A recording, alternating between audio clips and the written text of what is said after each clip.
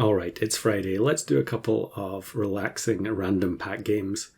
Now, these were played a while ago, but I think the last time I actually played SAP, maybe for the last week or so, I was just playing random, and so there were a lot of games saved up of random packs. Now, I won't upload all of them, because I do want to get back to playing again pretty soon. But there are some fun rounds in these ones, so let's see what happens, because I'm not entirely sure I remember everything here, although I am going to end up with the same pet in both runs. So maybe if you want to guess in the comments below which pet is going to end up being the repeat across the two games. I'm pretty sure there's only one, but you never know. I do have quite a few favourites in this game that I find it difficult not to take them when they come up in random packs. So we get Goose at the beginning here. Goose is one of those tier 1s that I don't think I take it very much unless it's a random pack, in which case I take it quite a high percentage of the time. The ability is much better than it used to be. It now will skip over pets that have one attack. So that is a reasonable buff, I guess. Still probably not the greatest tier 1. And in fact here it's completely wasted because we use the ability on the Pygmy Seahorse, which disappears anyway. So although it has been buffed, it's not quite foolproof. So I do acquire some more mana pets here. I think I mentioned this in the last random packs video that I don't really like necessarily committing to these archetypes in the random runs, because you know you're going to be able to build a team around them. Maybe if you're trying to win, as many games in a row as possible. But I think it does. You do kind of end up with quite samey looking teams. So I'm pretty sure I'm going to try and get away from the mana pets here fairly soon. And it looks like I'm setting up to have double Mana Hound as well. Actually, the Goose ability is doing some good stuff, but then unfortunately they had, what was it called? Is it Taco or Nacho? Where they actually regain the attack. That's one of the least common perks in customs, I would say.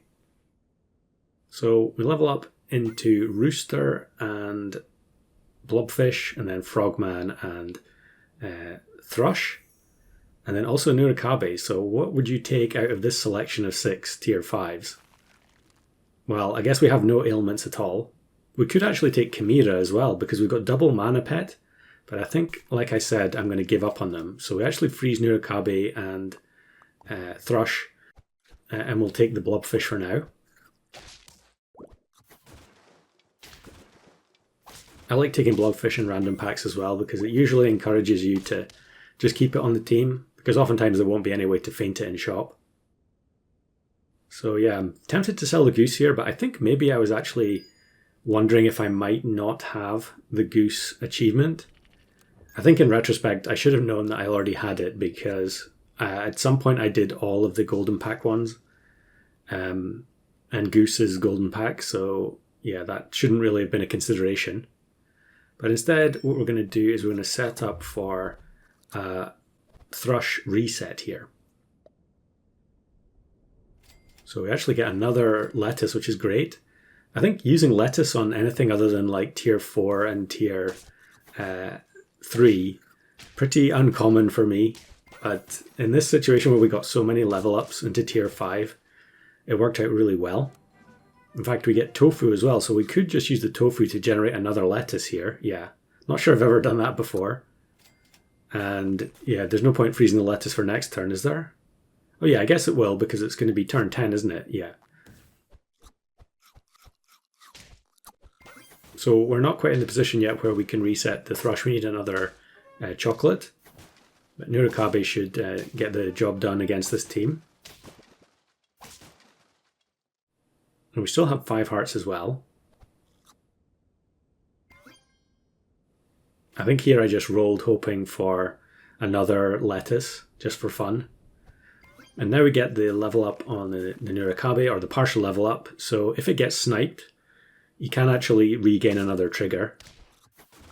I suppose Nurikabe is one of those units that has a trigger limit, but you very rarely see anyone try to reset with it.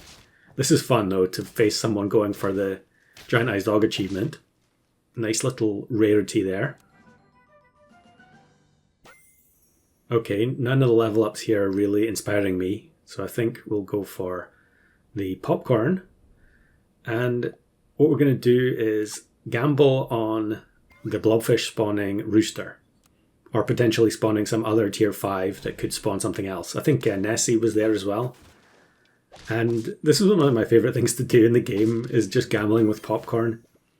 Especially in a random pack, where you haven't actually like rigged the tiers to be as beneficial as possible. It just feels that much more satisfying. And here we actually level up into Cerberus, so that's going to work perfectly with the Thrush as well. Given that its triggers are being reset, the Blobfish does have a potential for activating more than once, especially with the Goose reducing their attack. And here we actually get a helping hand from the Armadillo. And there you go, we do have Nessie in the pack. So we get a lot of activations from the Thrush there. Of course, this is a previous version of the game, so Thrush has actually been buffed. I haven't played it yet since it was changed. I think it now gives itself stats as well, which I didn't think was necessary, but I guess maybe in the context of Danger Pack, it wasn't good enough. But in Customs, I think it's perfectly fine as is. Probably doesn't make too much difference to Customs anyway. And then here's a pretty nasty looking gold team, although they haven't quite got off the ground yet. So our temporary stats should be more than good enough. Classic Nurikabe 4-for-1 trade, and we get the win. Okay, so now you've seen the first team. Which of those pets is coming back in this run? And it's not going to be Goose, I can promise you that. So we're starting on turn 9, 5 trophies and 4 hearts. And I'm in a familiar position where we've got a stack of turkeys and lobsters. Now, the lobster stack by itself isn't quite as good as it used to be, but it's still very strong if you can pair it with some other in-shop buffing units. So I think I'm going to take the cocoa bean here. And this is the reworked cocoa bean, so it's a transformation. I'm not sure why I put it on the flounder. I could have just put it on the lobster. Because next turn we'll have to feed the flounder twice if we want to activate it. Not entirely sure what was going on there. I suppose I assumed I was going to sell the lobster, but that is not going to be the case. I think what we're going to do is, we upgrade it to have another cocoa bean. And here we're just going to take the 2 foods, I think. Yeah. And then replenish the cocoa bean after replacing it with the nachos.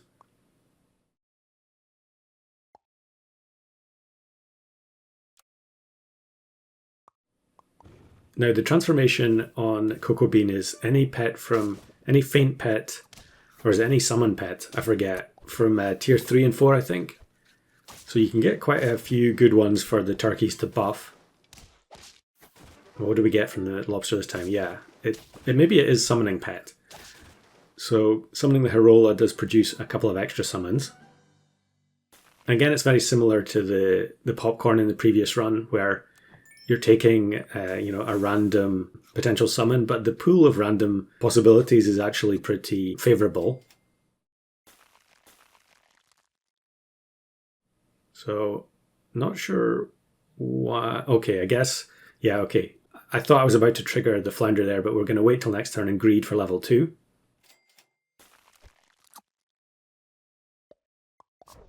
Could be in a bit of trouble against this team, yeah.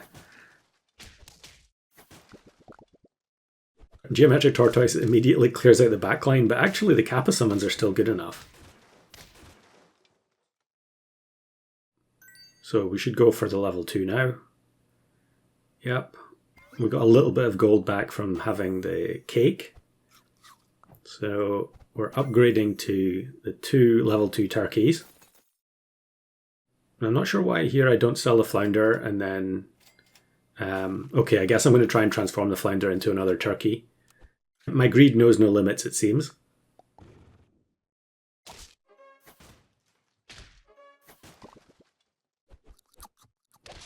Yeah, this should be a very easy win.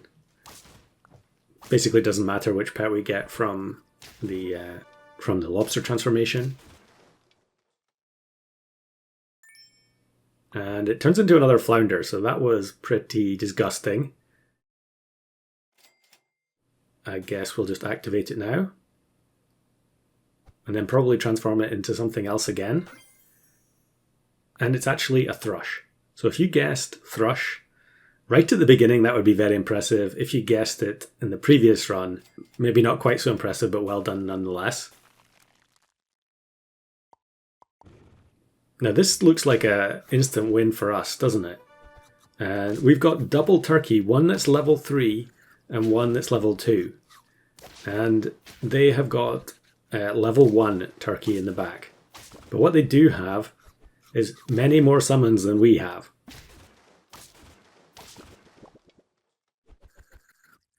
Even though they waste the goat summon there, it's actually a 1 HP loss. So that was quite surprising. But I think we can pull it back. We're going to go for level 3 Kappa. Definitely better to do that than to go for level 3 Turkey. Now this team looks a lot weaker.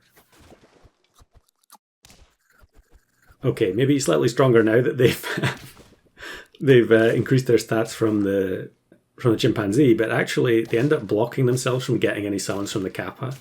So it turns out to be quite a simple win for us in the end. So 2 Taita Thrush runs in random packs. Definitely one of my favourite units from Danger, even though its ability isn't necessarily the most complicated.